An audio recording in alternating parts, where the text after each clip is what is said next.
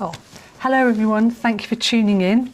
My name is Kim Kenny here at Gloucestershire Archives. Sally Middleton is going to be giving the talk. The talk will last about 40 minutes and there'll be lots of time afterwards for questions. But you can put your questions in the chat during the talk if you want to, and at the end we'll read those questions out, or you can ask them live at the end.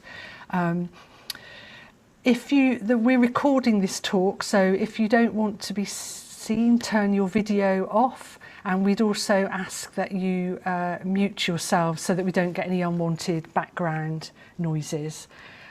So thank you, and I'll now pass you over to Sally, who is going to move in.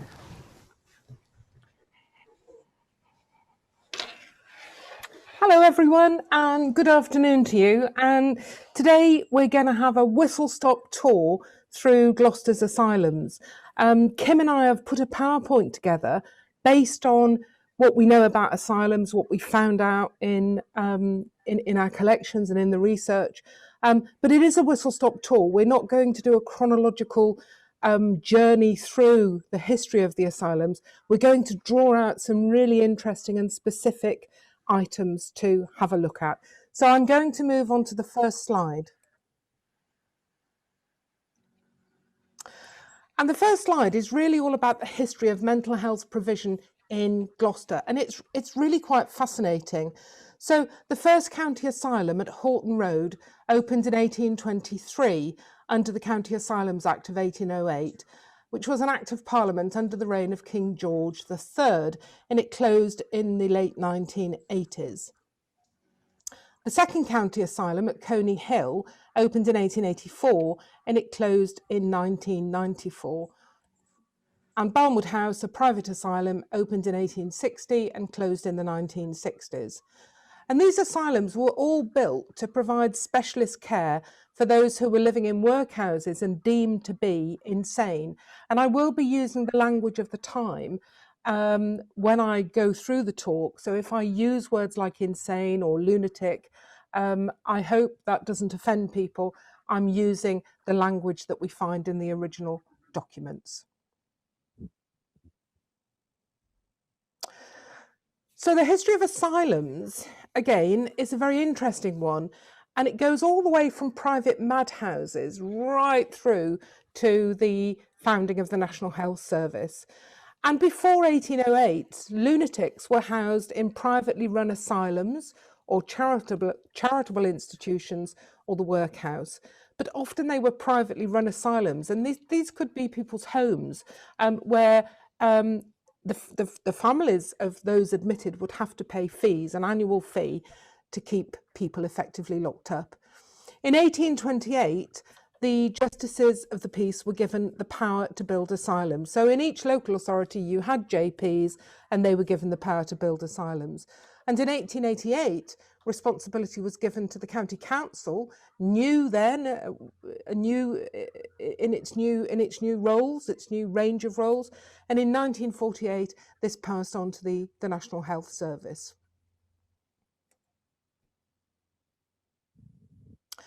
This is an image of a madhouse from 1735, when madhouses were actually at the peak of their existence, and it's from 1735, and it's by William Hogarth, and it's from the Rake's Progress. And you can see on the left-hand side of the screen the rake manacled. His ankle is chained to a manacle, and he's lying there with mopping his brow, and various characters are around him mocking him, and I think it's a really good illustration of the chaos and what people in the mid-18th century regarded as lunacy. It was all about chaos and all about being chained up and manacled. On to the next slide. This is a slide done by an artist called Mr. Arnalt from life. So he went into Bethlem Hospital and he actually did a sketch of a patient from about 1814. And again, if you have a look closely at the sketch, you can see that the patient is chained with a collar round his neck, fitted onto a sort of bodice almost, a contraption that would keep him manacled, and again on the left, around his ankle, there is a chain. And Bedlam, or the Bethlem Asylum, was founded in the 13th century for the insane, and is the oldest recorded asylum in the UK. But there were so many private madhouses in the 17th and 18th century. And actually some of them were popularised in the emerging form, the new form of the novel, and by engravers such as Hogarth. Moving on to the next slide. The subject of lunacy was very prominent in the imagination of people living 200 years ago. And in terms of the asylums that once existed in Gloucester, we have a really comprehensive set of patient case notes. And we have around 200 years of these, detailing admissions, diagnoses, treatments, discharge or death of thousands and thousands of asylum inmates and patients. And because of data protection and because of privacy laws that we have today, we can only look at the case notes that are over 100 years old. And there are no early photographs of inmates that are found anywhere in our records. In fact, the photos of patients start appearing in case notes between the two world wars. I'm going to move on to my next slide. This is actually a photo of a patient case notes book, and they're like really large ledgers, and they're alphabetical in nature. So you start off with Mr. Andrews right through to Mr. Smith and beyond. And they were kept by the superintendents, the medical superintendents in the hospitals. And they're so big and heavy, these books, because thousands of people went through the asylums. I've actually photographed it with a CD disc in the foreground to show you a sense of scale.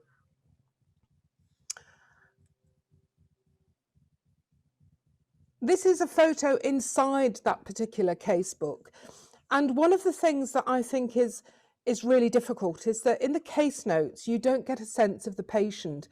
There are lots of records written by the physician about the patient and about the patient's physical appearance, about the patient's illness, about how violent they are, about whether or not they've been restrained in manacles, in chains, in a straitjacket. But you rarely, very rarely hear the voice of the patient. And in this casebook, the patient has actually written a letter proclaiming the fact that he's actually not mad at all. He's sane. And all the scribbles and all the doodles and all the little images and the heart right in the middle of the screen have all been sketched out by him, trying to persuade his physicians that he's not mad and he shouldn't be in the asylum. Excuse me. And if you want to try and have a read of the letter, which appears in full on the right-hand side, and he starts off in a very apologetic way, saying, you know, he's taking liberties and please forgive this, because it wasn't the done thing to write to your physician at the time. But he says, halfway down the letter, the middle of the letter, I am better and betterer than thee. So he's proclaiming again that he's better than the doctor, he knows better than the doctor. And this was very, very rare, a very rare example of somebody having their voice heard, I was going to say. But it's more like having their voice recorded and actually being included in the case notes. Okay, let's move on.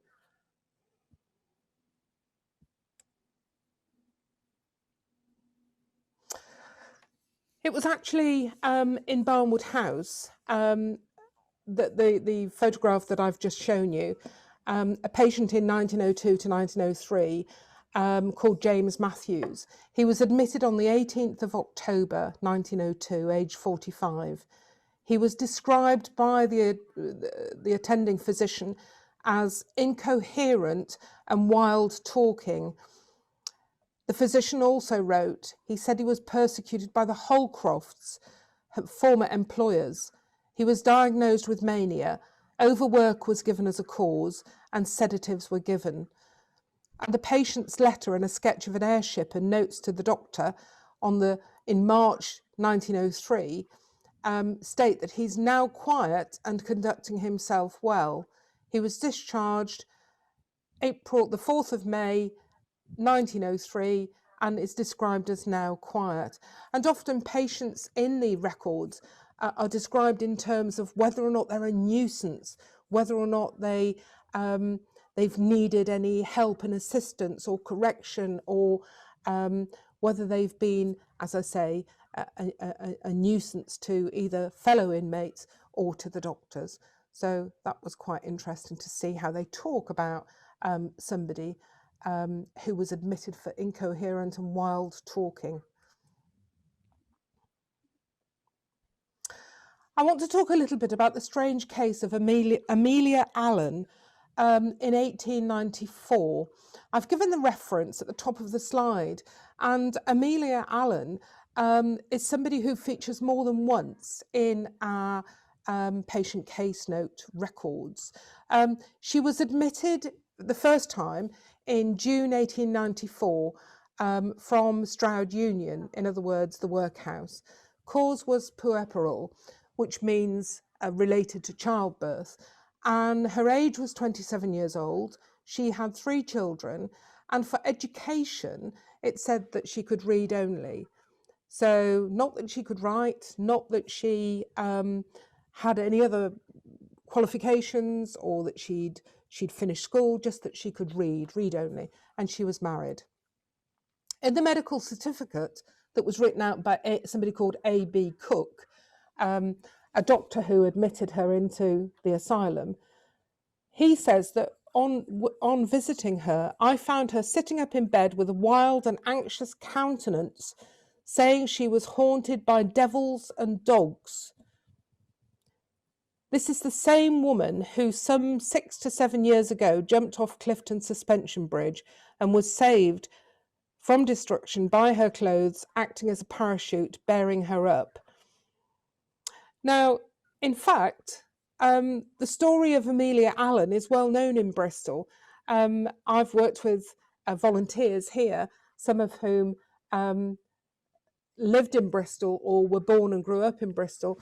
And one of our volunteers who was growing up as a child in Bristol in the 1950s actually said to me, I grew up with the story of the lady in the crinoline skirt who was saved from her suicide attempt, jumping off the suspension bridge in Bristol, by her crinoline skirts acting as a parachute. And I remember this volunteer saying to me, you know, this was told almost as a really romantic tale, but in fact, it's quite tragic because she was desperate to get some help and support, as we would see it, and she ended up in the asylum. And her reality was very far from romantic.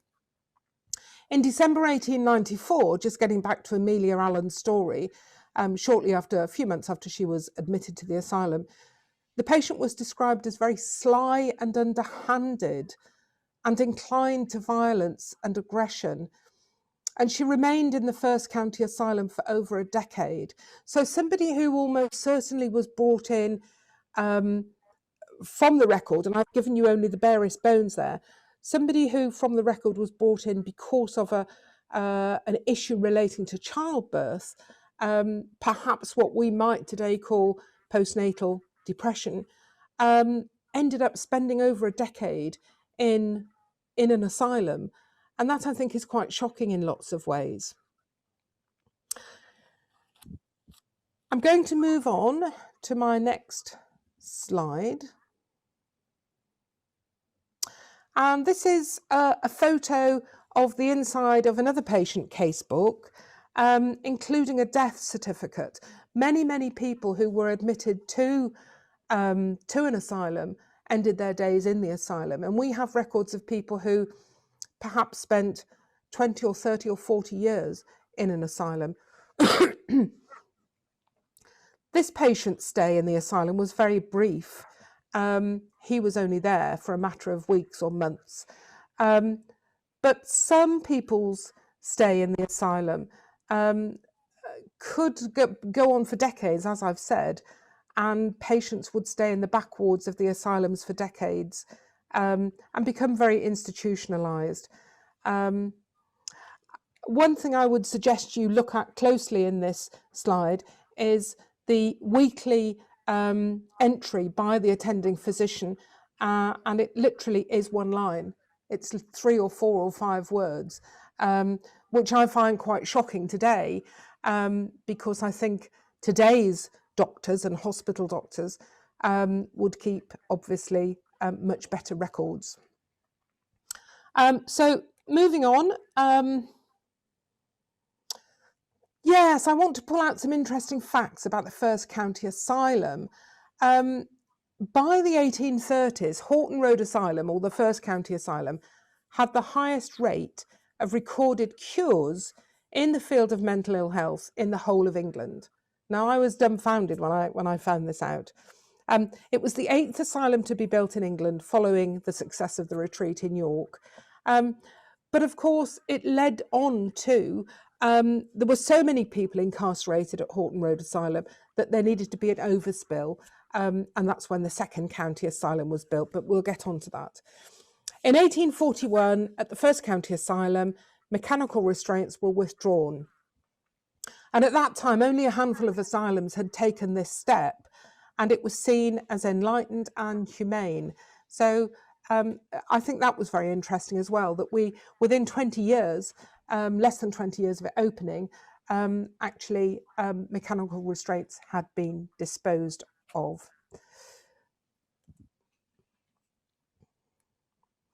And some interesting facts about the second county asylum. Remember that I said the first county asylum was really filling up, and actually the powers that be in Gloucestershire decided to build a second county asylum. That was in the 1880s. A few interesting facts about the second county asylum is that in 1930, a new superintendent, Dr. Frederick Logan, was appointed, and he was amongst the first in the country to introduce outpatient care, a dedicated service for adolescents, a form of occupational therapy, and what was commonly referred to as parole for male patients. He retired in 1955 and oversaw the treatment of mental ill health from the introduction of the 1930 Mental Treatment Act, which replaced the outdated Lunacy Act of 1890, right through to the very, very early ideas promoting community care, and of course including the foundation of the NHS in 1948. Moving on. This is an interesting photograph of the panel, the plaque above the main entrance door into the second county asylum at Coney Hill. And it comes from the scriptures, and it says, I'll just read it out in case you can't see it very clearly, "Bear ye one another's burdens." And treatment was often in the form of what we might call moral instruction. So there were often very moral overtones to treatment, which focused on moral instruction rather than anything we would regard today as proper care and treatment. And asylum inmates had very few, if any, rights. And I find that quite shocking as well.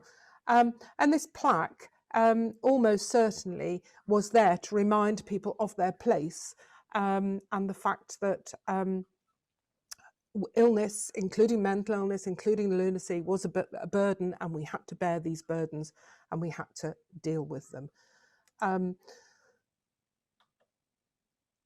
Some interesting facts now about Barnwood House Asylum.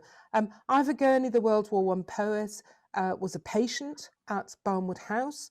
They introduced ECT, which is electroconvulsive therapy, from December 1939, often used at that time and very occasionally still today to treat depression. And its medical directors were interested in experimental psychiatry and treatments that were then thought of as very innovative and very forward-thinking, including leucotomy, things that we probably almost certainly wouldn't use today. And it introduced psychotherapy for its patients. And it was one of the first psychiatric hospitals, as we would call them, although it was known as the Barnwood House Asylum. It was one of the first in the whole country to introduce psychotherapy for its patients. And that's a photograph on the right there of Aviva Gurney. So what was daily life like? Well, it was very similar and very monotonous, whatever one of the asylums you were in.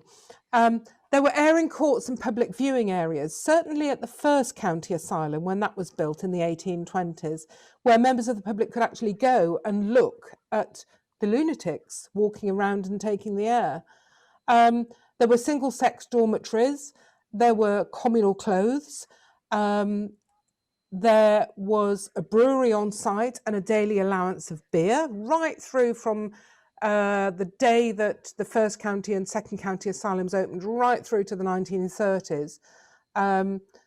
There were farms often on site. There was horticulture, which was offered as well as a sort of occupational therapy, and there were laundries. There was flower arranging and homemaking skills or classes offered often to the women patients. Chickens were kept.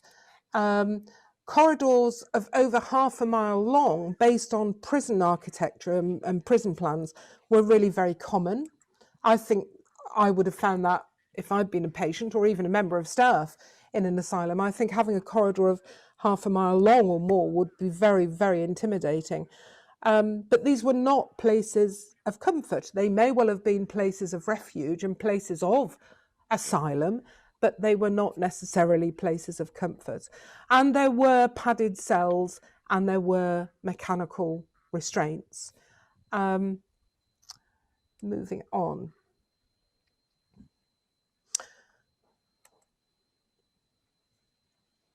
So asylums in the 1850s, I've done a bit of research on this, and I've had a look at things like weekly menus in our records. And weekly menus reveal a diet of cold meat, broth, suet pudding, whatever that is, I don't know, and pies, with lots of bread and cheese and bread and dripping, and a daily allowance of beer, as I mentioned earlier, right through until the mid-1930s.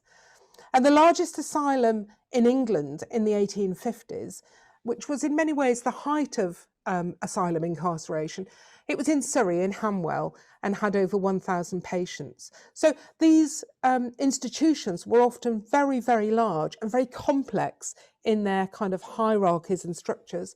And asylums were self-contained communities, but with basic, fairly basic facilities.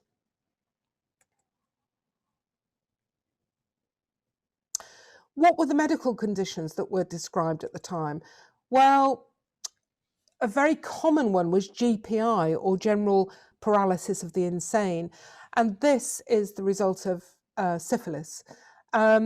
People who acquired syphilis as obviously a sexually transmitted disease could not rely at the time on any medication to cure it. So there were no antibiotics at this time. And tertiary syphilis or end-stage syphilis meant that death was very close, and it affected the brain, it affected cognitive abilities, and actually led to GPI, to a type of lunacy. Other conditions, other medical conditions that were described at the time were things like melancholia, female distress, often related to hysteria, and related to biology, idiocy, epilepsy, seizures were described, and these were all reasons for people to be admitted to a lunatic asylum. Shell shock post-World War you begin to see shell shock from about 1916, 1917 onwards. Delusions is often a very common term that is used in the records for the asylums. Paranoia, mania, violently aggressive. This is a term that actually crops up again and again and again. And I think, well, you know, if I'd been admitted to an asylum, I would probably be feeling violently aggressive, because it must have been totally scary, a scary thing to actually go through. Moving on, moral failings. That was another reason that it wasn't a medical condition, but it was a reason for people being admitted to the asylums.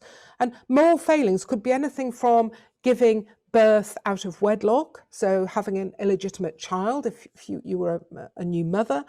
It could be anything from that to being homosexual, because homosexuality was criminalised at the time and seen as a moral failing.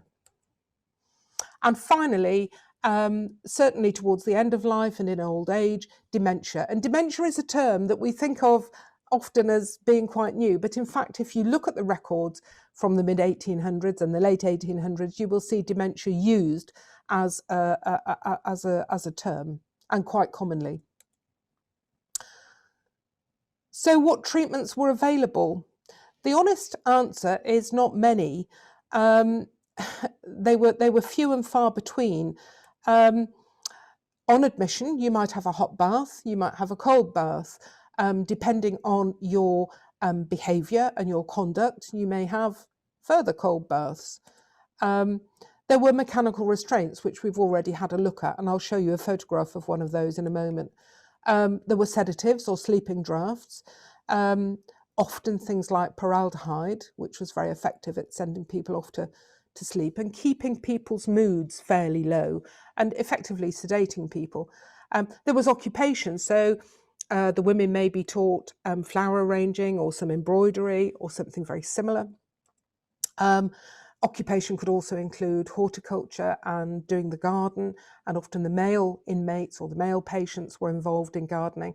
But there were no psychiatric drugs until after World War II. And there were no talking therapies, generally speaking, until the 1960s or thereabouts. ECT was introduced in the 1930s, but there are some shocking accounts from people about their experiences of ECT in asylums and in psychiatric hospitals.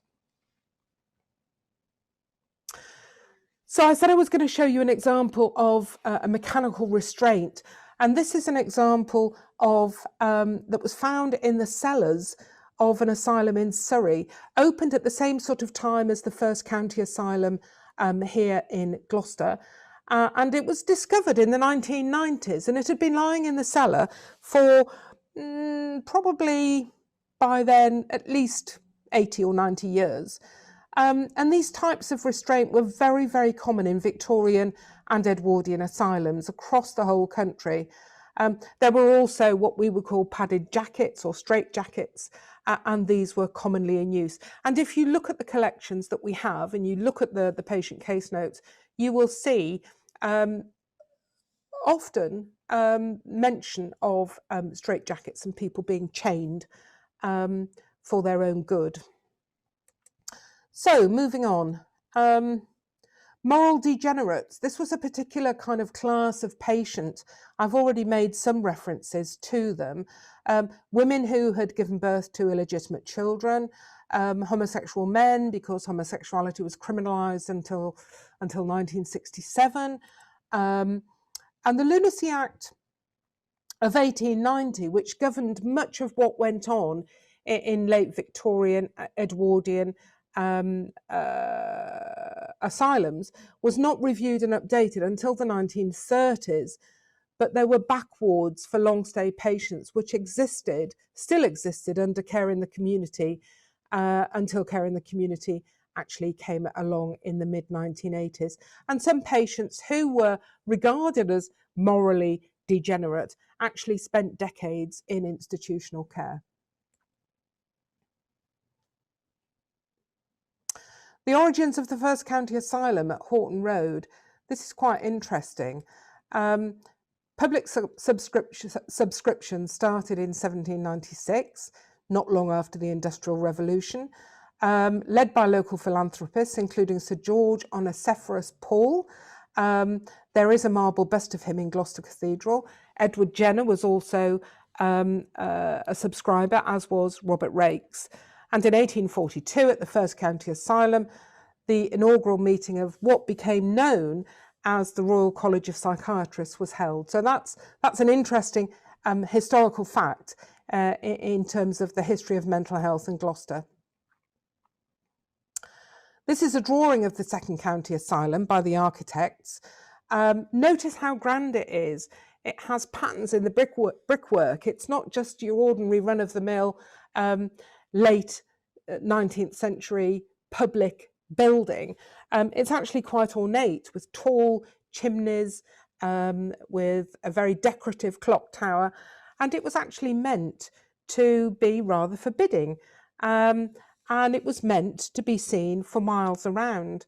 And when it closed in the 1990s, the Second County Asylum was largely demolished, except for this portion of the clock tower, which was refurbished as luxury flats. These are the architect's plans for Coney Hill, the Second County Asylum. You can't see them very clearly, but what you can see are banks of dormitories, right and left, and two very long corridors spiralling out from a central sort of atrium. And the idea there is that in this architect's drawing, which I know, given the scale of the reproduced image, you can't see very clearly, but just note how long those corridors are. Again, very forbidding, and it must have been a very daunting place, I think. Moving on. The First County Asylum's entrance is in this photograph at Horton Road, and you can see the terrace and the shape of it. And the original architect for the First County Asylum was William Stark, who had designed the 1814 Glasgow Royal Lunatic Asylum. And like in Glasgow, Gloucester was based on a radial plan with wings and was inspired partly by architect John Nash, who was famous for the Georgian terraces in Bath.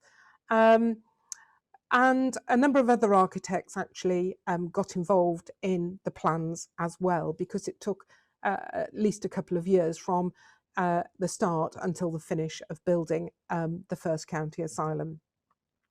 If you look closely at this photograph, where the greenery is, I don't know if that's box or bay or privet, it's actually right in front of the crescents, right in front of the main entrance.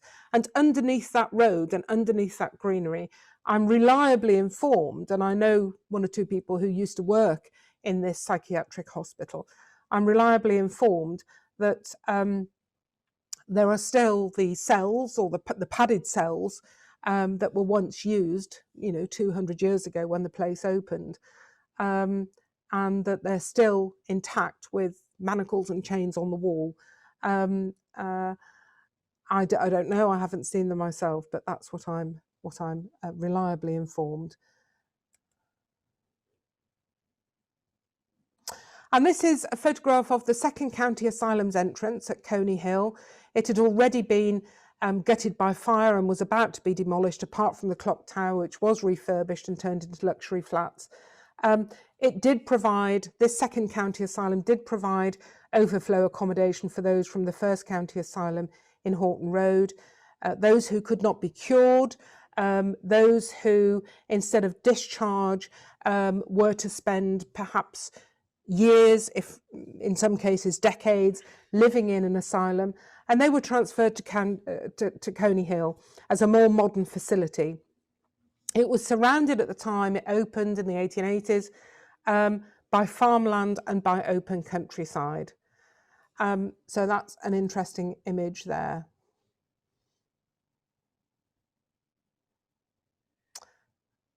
And apologies from me, because we now have a technical problem. My connection to my laptop, which is where my PowerPoint is, has just dropped out. So in fact, I now have a blank screen and nothing to show you. But I do have, as a backup, I do have, I'm on to slide 27. You'll be very pleased to know that by slide 31 we'll be finished. So I'm just going to look at slide 27. I have been told I can bring it back up. So no, you need to meetings. Yeah. That's in there, isn't it? Just talk amongst yourselves. Never work, what do they say? Never work with children and animals. I think it's, yeah, there it is. Bear with us, we're just reconnecting now. And I've got a little blue wheel that's going round and round and round and round.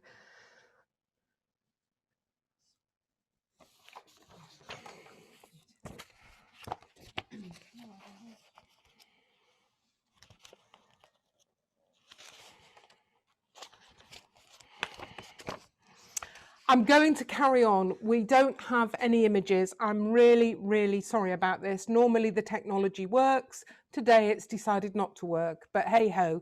I'm going to carry on like the trooper I am. I need to get, I need to get talking and get onto my last 3 or 4 slides. The architect's plans that I've shown you this afternoon, points of interest.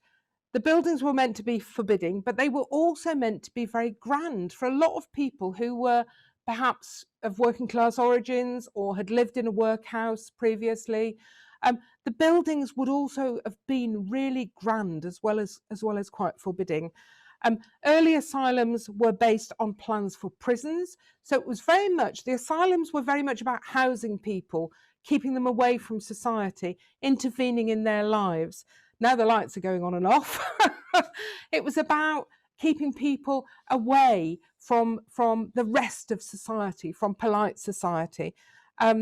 Note the very long corridors. We've already had a look at some of those. Note the segregation of the sexes, day rooms, wards. The sexes were divided. There were railings, there were high walls, there were gates. And these were very much self-sufficient and enclosed communities cut off from the rest of society. What did the patient case notes tell us? Well, they tell us why somebody was admitted to the asylum, their symptoms, their name, their date of birth, their address, their occupation, their marital status, their employment, their physical appearance, and their religion. There were weekly updates by the attending physician and the medical superintendent, and the patient case notes list any treatment that was given. Often no treatment at all was given. And then they list the discharge, the transfer, and the death. And the causes of insanity in the asylums, this is a really interesting area to look at. Causes of insanity, it was not something that people were necessarily that knowledgeable about or even that interested about. But the origins of mental illness were really not studied until between the 2 world wars. But often causes of insanity in the asylums were related to disease, related to poverty, related to the effects of all sorts of social ills. And there was, remember, a lack of effective drug treatment, either for psychiatric illnesses or indeed for the disease underlying some of them. So no antibiotics to treat syphilis, for example. There was shell shock post-World War I. Idiocy was often used as an interchangeable term with lunacy.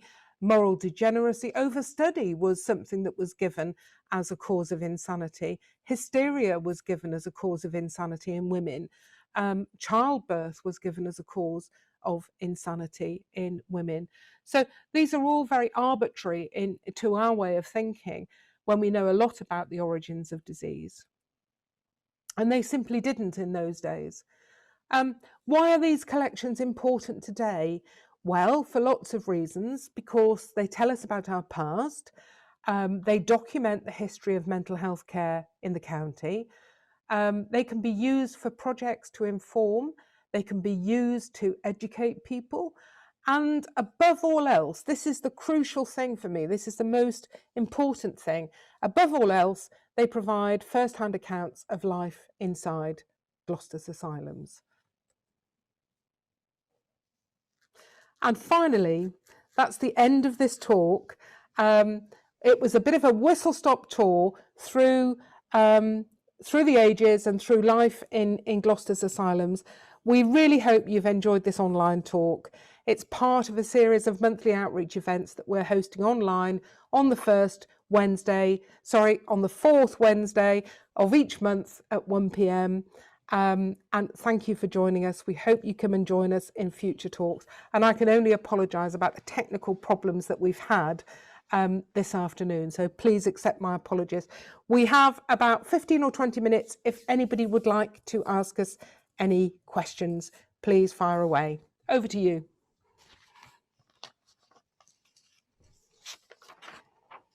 Hi, thank you very much for that. Most interesting. Are the records digitized in any way? For example, I'm looking for two records of two people who lived in Cheltenham. How might I be able to find them? Hello, Neela. Thank you for your question. I hope everybody heard it. The question that Neela asked was, are any of our records digitised, and how would she go about finding her relatives in the No, not my asylum? relatives. Not relatives, did you say, No, Neela? not relatives, no. Not relatives. They're people who one lived in Lansdowne, and the other is buried in Philip and St James Churchyard, and they would have both been in the First County Asylum. Okay, so are our records digitised? No, they're not. I think less than 10% of our total collections are digitised, and to my knowledge, none of the records that we have from the asylums are digitised at all. So you can't look at them online. But what you can do is go in and search the catalogue and look for references, enter wildcard references as well. But if you want to track somebody down in an asylum, because of the sheer length of time they were open for, you obviously get the person's name, address, their date of birth. It would be useful, the dates they lived. And then if you've got somebody's dates of birth and you know there was a possibility they were ill or in an asylum in their 20s or 30s, it's a case really of going through the records and finding them. Occasionally you will find in totally unrelated records about that individual that they spent time in an asylum. I remember some years ago reading somebody's deeds for their house. They just paid off their mortgage and they got the deeds, and in the deeds it said that one of the owners of the house had actually been admitted to an asylum, and so his brother took on the house and had the house. So you sometimes come across things in a very serendipitous way, but I hope that's answered your query. Any other questions? Emma. Hello. My second great granduncle was a charge attendant at the First County Asylum. I believe that's the Horton Road one. As a worker there, does the Gloucestershire Archives hold any details about the staff there? Yes, we do. We have, if I just explain a little bit about the collections that we've got, we have the patient case notes, which are those great big huge ledgers that I showed you photographs of, detailing alphabetically, not chronologically, but alphabetically, the patients who were admitted into the asylum. As well as that, we have all the administrative records for the asylum. So we have minutes of meetings, we have architect's plans, we have staff records. So there will be staff records. However, having said that, the staff records are very patchy, and you don't get what we might today call staff records or HR records until well into the 20th century. And of course, bear in mind what I said at the very beginning, which is that records for the asylums, and this would include the staff as well, are closed for 100 years. Yeah, that would be So, just about the. He was there for 25 years, and that was from like early 1900s. So most of that time would be open now, I presume. yes, indeed. And a good idea, Emma, would be to make an appointment and come in and speak to one of our archivists about what you want to find out, and have a look at the original source material, have a look at see if you can find the record, have a look at what we've got. And as long as it's over 100 years old, it will be open to you. Thank you. Any more? Is that okay, Emma? Have I answered? Yeah, that's brilliant. Yeah. Thank you so much. Okay, thank you. Judy. Hello, Judy. Hi, Sally. Now, that was very interesting. Do you happen to know if patients from asylums were included in the 1939 register? That's a really interesting question. And I do not believe that they were, but I can't be certain of that, Judy. Because that's obviously within the last 100 years, I haven't had a look at that. I haven't taken, say, a patient who I know from our record was in the asylum at that point. I haven't then tied that up with the 1939 register and actually checked to see if he or she is on there. So I don't really know, but I would be absolutely amazed if they were included in the 1939 register. Does everybody know what the 1939 register is? Yeah. So I would have thought, especially as it was done on the eve of war, or as war began, and especially as it was done very, very quickly, I would think they would think, all those people in the asylum, all those people in prison, they're safe. We don't need to account for them. We don't need to do anything. Because it was a lead-in, I think, Judy, wasn't it, to producing national identity cards and ration books. And ration books, So, yes. Yeah, so I don't think that people in the asylums would have been included. However, I stand to be corrected. Any other questions? Thank you, Judy. Any other questions? Maureen. I wondered whether they did theatricals, because Barnwood House had a very sophisticated stage in their hall, really lovely one with wonderful rollers and super curtains. So I wonder whether they did theatricals or were they given performances? Yes, there were theatricals, as you put it, Maureen. There were plays and amateur dramatics, and there were dances, and the sexes were allowed to mix at the dances. All of these activities were highly supervised. But yes, there were amateur dramatics, and there were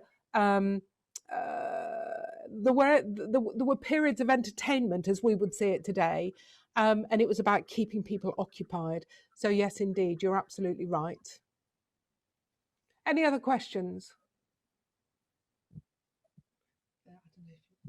Neela, did you want to ask another question, Neela? Yeah, sorry about that. I'm a bit greedy on questions. Was there any specialist shell shock treatment in the hospital after the First World War? No, not particularly.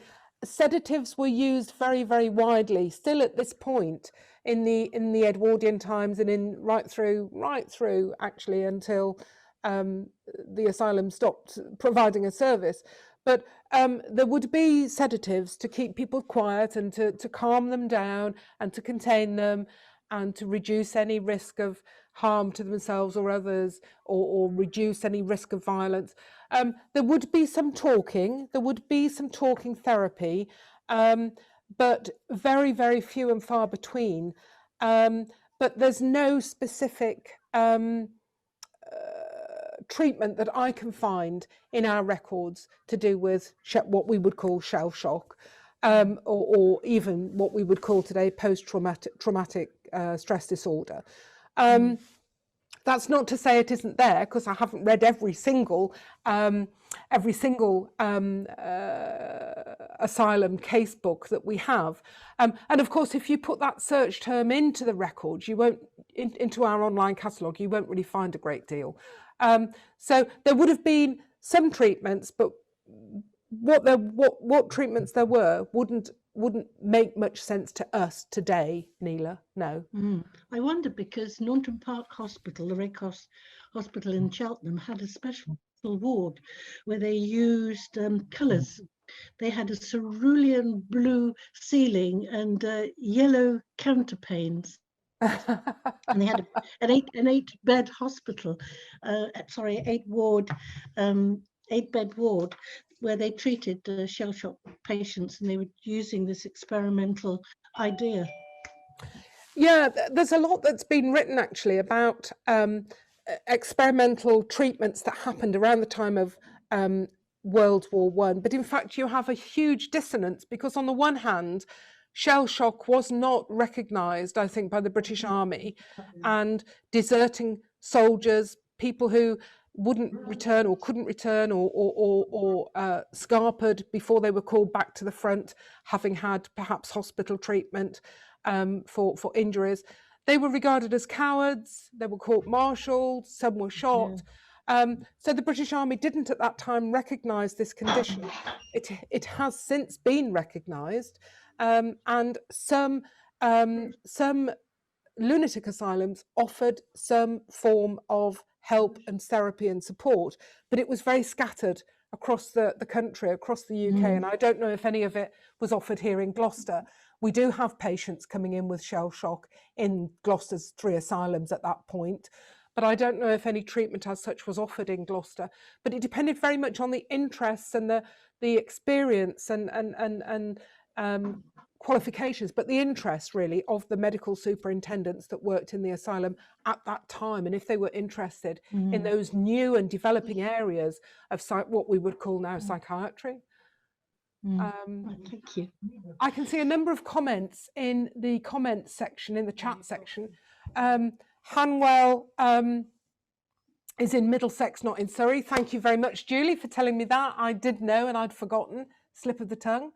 And a number of people saying parents or great-granduncle were psychiatric nurses or worked in the county asylum in Gloucester. So that's all very interesting. And somebody else wants to ask a question. Richard Auckland. It's actually his wife. It's his wife. Sorry about that. My parents were one of those they were actually nursing officers in Coney Hill Road. But I thought I'd also tell you that prior to that, they worked in Fish Ponds and Barrow Hospital in Bristol. And my father did tell me the story of the lady who had jumped off the suspension bridge and was saved by her petticoat. So I thought I would let you know that. But how amazing, how amazing. That really is amazing. I also wanted to tell you that we moved to Gloucester when I was 15. And again, my parents were nursing officers here. And my father actually took me down to those stone cells outside Horton Road and went down the steps into the cells and saw what was actually a stone bed. And at that time, my father, who was Welsh and was therefore a very good storyteller, did tell me that King George had actually been put in one of those cells. But I would take that with a pinch of salt, knowing that.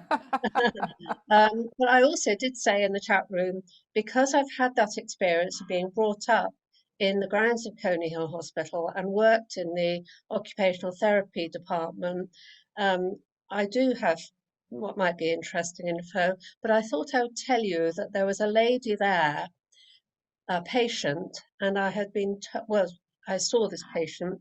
The lady was then in her 80s and had been there since she was a young woman because she had had an illegitimate child. And I remember being totally shocked by that. And what sort of date would this be? Well, I was at uni 1965, so it would be about 1965, maybe 64 when I was still at Denmark Road. But yeah, I can remember being totally, because at that point, the 60s, people were starting to become a bit more aware of women's place, as it were. And so that really struck a chord with me. So it was almost like a transitional time between when it was accepted to do that. But I also need to tell you that at Barrow Hospital and indeed at Gloucester Hospital, there were mother and baby units. And what's interesting is that they are now saying that there is a shortage of care for mothers and babies, and that perhaps, surprise, surprise, they closed a lot of these, what were very caring institutions, down a little bit prematurely. Anyway, sorry, that's a ramble. So there you go. So, Yes, yeah, thank you. I mean, that's very, very interesting. And I remember about 18 months or 2 years ago talking to a researcher who had done a lot of research in Gloucestershire on lunatic asylums. And he said to me, you know, Sally, it isn't always a bad thing. They're portrayed as bad, forbidding places that we wouldn't want to set foot in today. But for some people, they did provide genuine asylum. They provided a refuge away from the world. And I think that's an interesting concept. But I think from looking down the lens of today, as you know, all of us as living in the 21st century, what the asylums provided leaves a huge amount to be desired. But that's not for me really to comment on. And it's about how we all learn from history and how we look back at history. But I've really enjoyed talking to you today about whizzing through some interesting facts from the asylums, life in Gloucester's asylums, and I hope that it's done what we said it would do. And I do apologise most sincerely for the technical problems that we had. But if everybody could switch their videos on, I'd like to wish you all goodbye. And wave to you, and you can all wave back. thank you very much. Thank you so much for coming. Thank you very much. Thank you. It's wonderful. Thank you very much. Thank you. Thank you. Bye-bye. Thank you, Sally. Thank you. Thank you, Abby Leckerbush. Thank you. Thank you.